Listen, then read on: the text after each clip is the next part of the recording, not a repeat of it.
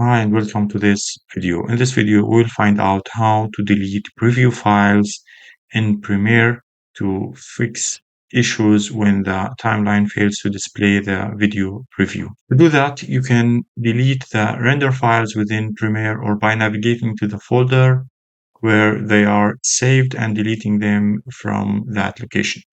So in my case, I know where the preview files, I can go directly to the folder and delete them. So it's here and in my project, and I can just right mouse click and delete or use delete button. There is another option. If you don't know where you are saving, you can go to sequence, and here you can delete render files.